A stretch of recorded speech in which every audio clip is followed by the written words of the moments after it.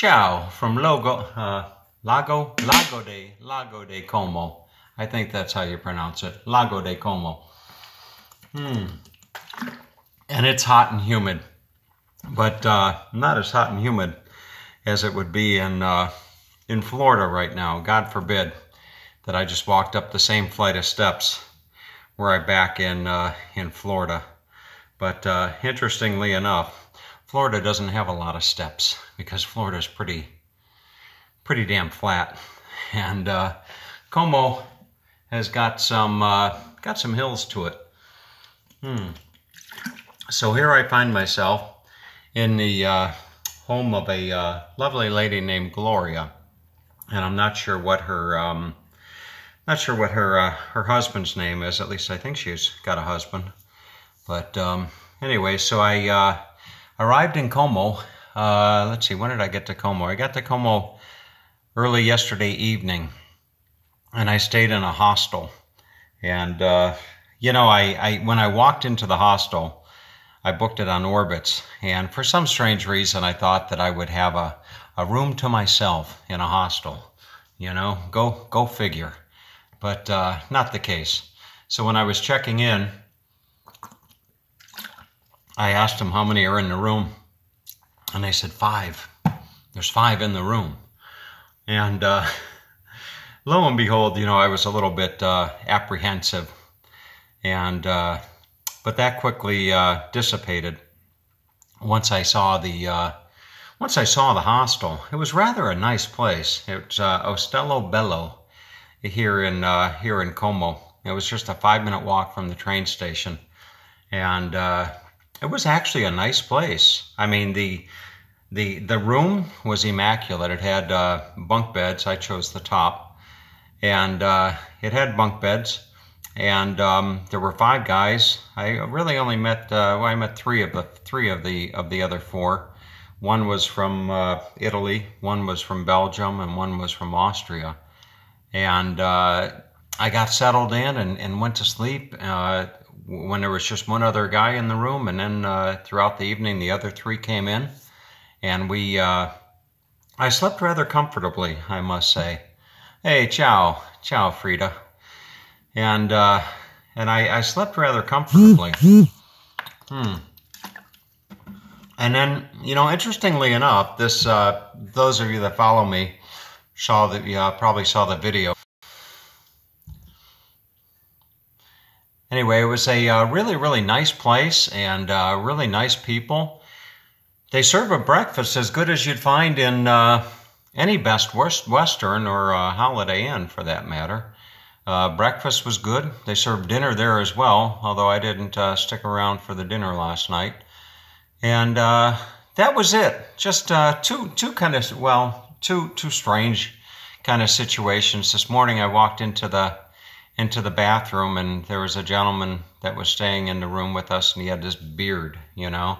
And I think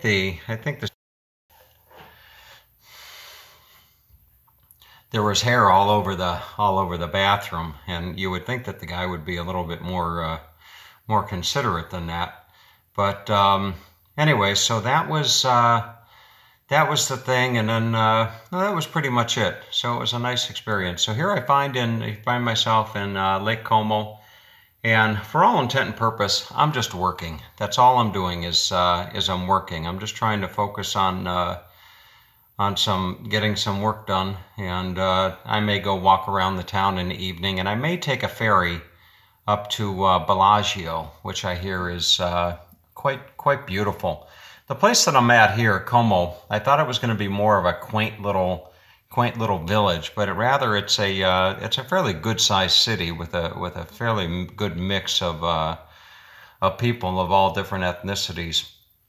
And it's not necessarily quite what I expected, but it's a nice place nonetheless. Anyway, and it serves the purpose.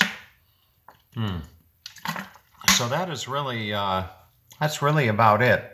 Friday or Thursday rather, I take the train and head back down to. I take the train and I head back to Genoa, and I'll spend the night Thursday with Edit and Amadeo. Aren't they the best? Ed and Amadeo are just absolutely the most wonderful people that you'd ever want to meet in your life. Just genuinely, really, really nice people. Amadeo particularly is really a great, great man. And what else is? Oh, and then Friday morning, it's back to Munich, and I'll be working from the Munich airport again the better part of Friday before catching a late flight into Krakow, Poland. I'll be going to Krakow on what is it? Thursday, Friday, and then out to the countryside. So let me show you this place where I'm staying. It's a cute little place. So you can see what really caught my attention about this place was this. Will you look at this? I got a unicycle, so I can go take a tour around. Lago de Como on the unicycle, and I don't know if it's Gloria that rides the unicycle or maybe her husband, but anyway, so it's nice. And then my my room is right. There's my room. You can see it's a nice, rather nice, comfortable room. I've got a nice desk to do my work. And then a very, very nice bathroom. So you definitely have all the comforts of home, to say the very least. And as far as the lake goes, the lake would be right out here. I can show you the lake. So here would be the there's the lake. You have a telephone pole, but nonetheless, the lake. So that is that's about it. Watch out for George Clooney. He loves to drive his bike, but has fallen off every once in a while. He has, huh? You know, he called me, George. He called me, and because when he saw that I was actually up here, he sent me a. I was wondering when you would go to Lake Como. It's so beautiful. What a dream. Yeah, so, you know, George Clooney, or George called me up, and he wanted to know if I wanted to come up for a barbecue at the lake house, and I asked him if his wife was in town.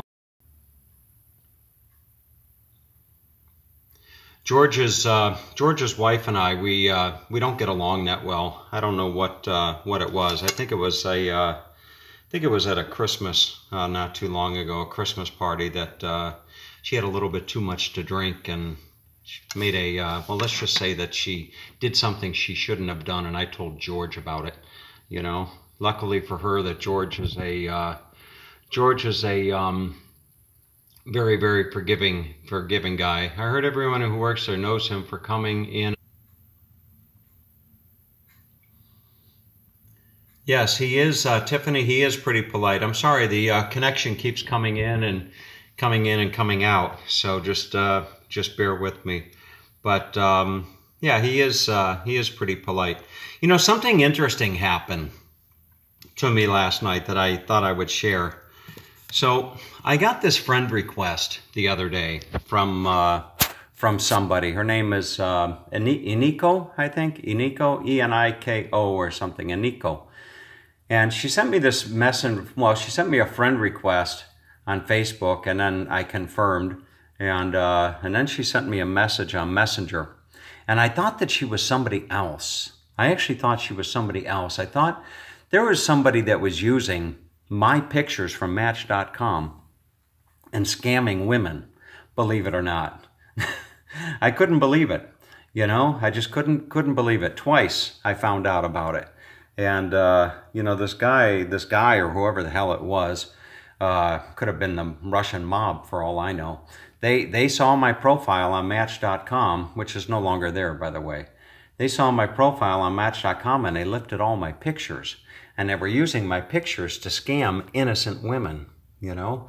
So anyway, this woman that was one of the targets of the scam, somehow or another, she found the real me. And when she found the real me, she, well, let's just say that she took a liking to me. And There was no mutual chemistry on my part. But anyway, nice enough lady, but she, but anyway, so to get back, Aniko had sent me this message request, and that's who I thought it was initially. And so anyway, I was sitting there last night, and Aniko had sent me a message the other day, and I was a little bit short with her. I wasn't short, but I just wasn't in the mood to chat, and I was just a little bit, well, I was not, I was less than engaging. Let's just put it that way. So I was less than engaging, and last night I was looking at some of her profile pictures, and I sent her a message, and lo and behold, I was looking at her Facebook page, and there were all these pictures, and it looked like, I saw one of her on the cover of a magazine. And interestingly enough, I asked her, I said, was she in a band or something? And it turns out she was. She was in a very famous, very popular band in, she was in a very, very popular band in, where was it? In Hungary. And she found me by, I guess, looking up videos of Hungary. And so she was really, really appreciative. She hadn't been there in about 30 years. But nonetheless, I got to talking to her, and it was quite the kick. It was quite the kick. She was quite famous. And I wish that I remembered her name, or not her name, but you can go on, those of you on Facebook, just go look at my friends. I think I only have about 5 or 6 of them, so it won't be hard to find her. So go and look. She has blonde hair, and her name's Aniko.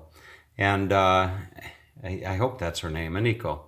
But Aniko Konye or something like that. But she was in a band in Hungary, and apparently the band was quite popular in its day. And now she lives in Boston, And so anyway, I told her that I would give her a shout out.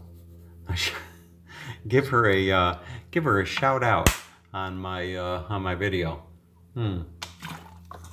So with that all being said, I'm going to get on with my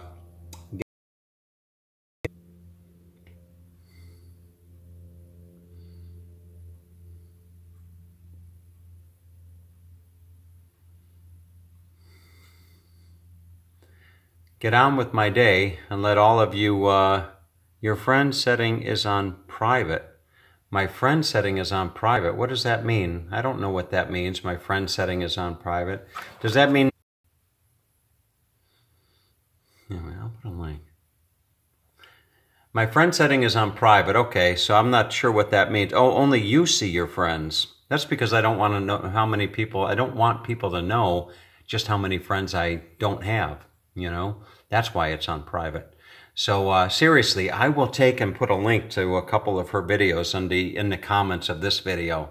Check it out. It's quite cool. And subscribe to her channel if you would. And that's it. But yeah, subscribe to her channel and maybe give her a thumbs up on a video or two of hers. Okay. All right. Take. Oh, and Michelle. So Michelle, I guess she's back in Down Under, and her students, she's a teacher, her students are just begging her to give her the address to my blog, and Buon Viaggio, yes. So her students are just begging her for the address to my blog, or vlog, if you will, and anyway, so she's doing well. And should give a shout out to Michelle Down Under as well. It'd be fun to travel with her again. All right, take care, okay? Okay, bye-bye.